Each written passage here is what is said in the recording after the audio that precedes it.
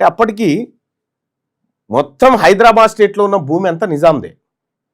ఆ నిజాం దగ్గర ఉన్నటువంటి భూమిని ఈ రెడ్లు వెలమలు వీళ్ళందరికీ నువ్వు ఏరియా చూసుకొని పన్నులు వసూలు చేసి నాకు గట్టుమని చెప్పింది నిజాం. వీళ్ళని జాగీర్దారులు అన్నారు. జాగీర్ అంటే ఏంది? నీ అయ్య జాగీరా, నీ తాత జాగీరా అంటే భూమి జాగీర్దార్ అంటారు. ఈ జాగీర్దార్లకు అప్పగించినటువంటి భూమి ఏదైతే ఉందో ఈ భూమి కంప్లీట్ గా నిజాం భూమి. ఈ నిజాం ఏం చేసిండు? ఇగో బలవంతపు చాకిరీలను రద్దుపరుస్తూ ఫర్మానాలు జారీ 1949 ఆగస్టు 15 జారీ చేసిన మరొక ఫర్మానా ద్వారా సంస్థానాలు మక్తాలతో సహా చిన్న చిన్న రాజ్యాలుగా ఉన్న జాగీర్లను రద్దు చేసిండు. మొత్తం అసలుకి మీకు జాగీర్లే లేవురా భయ అని చెప్పేసిండు. మీకు జాగీర్లే లేవు, ఆ భూమి అంతా పేదోళ్ళకే దక్కుతుందని చెప్పి క్లియర్గా 1949 ఆగస్టు 15 జారీ చేసిండు. ఆగస్టు 15 అంటే మరి అప్పటికి మన భారత్లో విలీనమైంది కదా మల్లన్న గారు అని అంటే అప్పటికి నిజాం రాజప్రముఖగా నియమించబడ్డాడు. దీనికి నిజాం నుంచి అధికారాన్ని లాక్కున్నా కూడా నిజాంను రాజప్రముఖగా నియమించింది భారత ప్రభుత్వం. అప్పుడు నియమిస్తే ఆ నిజాం వీళ్ళను ఈ దొరలను ఈ పెత్తందారుల ఆగడాలను కట్ చేస్తూ ఈ జాగీర్లలో భూమిని సాగు చేస్తున్న ఆధిపత్య కులాలకు ఆ భూముల మీద పట్టాలు కొన్ని లభించాయి. హైదరాబాద్ జాగీర్దార్ నిషేధ చట్టం ప్రకారం కొన్ని రోజుల్లోనే పెద్ద పెద్ద జాగీర్లను ప్రభుత్వం స్వాధీనం చేసుకుంది. అందుకు నష్టపరిహారంగా 18 కోట్ల రూపాయలు చెల్లించాలని నిర్ణయించింది. అంటే అప్పుడు ఈ దొరలు పెత్తందారుల దగ్గర ఉన్నటువంటి భూములన్నింటినీ రద్దు చేసి అవి పేదోళ్ళకు పంచడం కోసం ఏం చేసిండు నిజాం? అరే మరి మా భూములు పోతా ఉన్నాయి, మేము ఎట్లా బతకాలంటే 18 కోట్ల రూపాయలు ఈ జాగీర్దారులకు ఇవ్వడానికి నిర్ణయించింది. 18 కోట్ల రూపాయలు. ఈ 18 కోట్లు తీసుకురు అంటే అప్పుడు పోయినటువంటి భూములకు పరిహారం తీసుకురు. ఇక అప్పుడు భూములు వీలే కాదు కదా.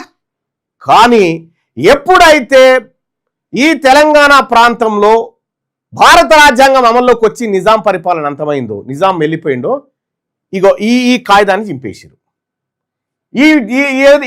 వీళ్ళు తీసుకున్నటువంటి నష్టపరిహారం 18 కోట్ల రూపాయలు నష్టపరిహారం ఈ చట్టం ద్వారా 995 జాగీర్దారులను తొలగించి 18 కోట్లు చెల్లించారు.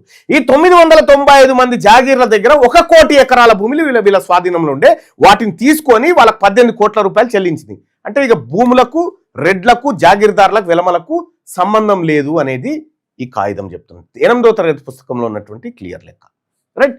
ఇక్కడ కొత్త ప్రభుత్వం హైదరాబాద్ వ్యవసాయ సంస్కరణల సంఘాన్ని ఏర్పాటు చేసింది. భూ కేంద్రీకరణ, ఉత్పత్తిని పెంచడం, అప్పుడున్న వ్యవస్థలో రైతులు, కౌలుదారుల కోరికలను అధ్యయనం చేయాల్సిందిగా ఈ సంఘాన్ని కోరారు. ఈ సంఘం మధ్య దళారులను తొలగించడం, భూ యాజమాన్యంపై పరిమితి, భూస్వాముల నుంచి అదనపు భూమిని తీసుకోవడం, కౌలుదారులకు రక్షణ వంటి ముఖ్యమైన సిఫార్సు చేసింది. అయితే ఈ సిఫార్సులను కొన్నింటిని మాత్రమే అమలు చేసి ఎవడు అమలు చేయాలి? అప్పటికి ఎవడున్నాడు? నిజాం వెళ్ళిపోయిండు. నిజాం వెళ్ళిపోయిన తర్వాత ఎంటర్ అయింది బూర్గుల రామకృష్ణారావు ఎంటర్ అయ్యిండు. బూర్గుల రామకృష్ణారావు ఎంటర్ అయిన తర్వాత బూర్గుల రామకృష్ణారావు క్యాబినెట్లో కొండా వెంకట రంగారెడ్డి అనేటువంటి ఒక దుర్మార్గుడు, బీసీల ద్రోహి రెవెన్యూ శాఖ మంత్రి అవుతాడు. ఆ రెవెన్యూ శాఖ మంత్రి కూడా ఎట్లా? రెవెన్యూ శాఖ మంత్రి కావాలంటే ఇంగ్లీష్ వచ్చి ఉండాలని పెట్టిరు. ఇంగ్లీష్ వచ్చి ఉండాలని పెడితే అప్పట్లో ఉన్నటువంటి ఒక బీసీ నాయకునికి రెవెన్యూ శాఖ ఇవ్వాలనుకున్నప్పుడు అతనికి ఇంగ్లీష్ రాదని ఆపిరు. ఇది పివి నరసింహారావుకు సంబంధించినటువంటి తెలుగు అకాడమీ బుక్లో ఉంటుంది, మీరు చదువుకోండి. ఇదే మాట.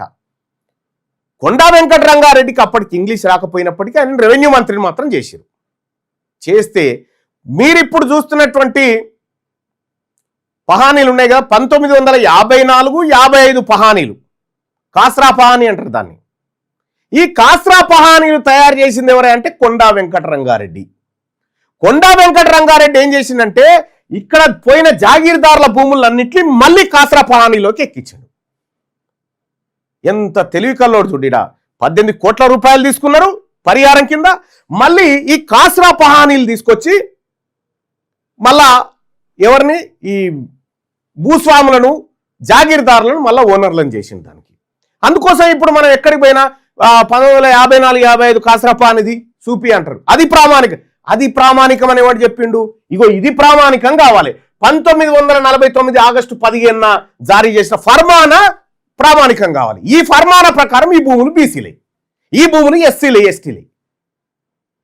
కొండా వెంకట రంగారెడ్డి అనేటువంటి ఒక దుర్మార్గుడు వచ్చి ఈ భూములను మళ్ళీ రెడ్లకు, దొరలకు కట్టబెడితే ఇప్పటి వరకు 1956 నుంచి మొదలు పెడితే 2026 వరకు రెవెన్యూ శాఖ మంత్రిగా 70 సంవత్సరాలు రెడ్లే ఉన్నారు. 70 సంవత్సరాలు వాళ్ళ చేతుల్లోనే రికార్డులు గుప్పిట్లో పెట్టుకున్నారు. 70 సంవత్సరాలుగా వాళ్ళ గుప్పిట్లో పెట్టుకున్నారు. సరే, దాని లెక్క మళ్ళీ మనం చెప్దాం. ఇక్కడ ఇది అయిపోయిన తర్వాత హైదరాబాద్లో ఇనాం భూములు, ఇనాం కింద ఇచ్చేటువంటి భూములు రద్దు చట్టాన్ని చేసిరు. అనేకమైన చట్టాలు చేసి పేద ప్రజలకు దక్కాలని చేస్తే ఈ రెడ్లు వెలమలు ఇక్కడ అధికారంలో ఉండి దీన్ని ఇంప్లిమెంట్ చేయలేదు. ఇది 8వ తరగతి పుస్తకం సాక్ష్యం దీనికి. ఇది ప్రభుత్వ పుస్తకమే.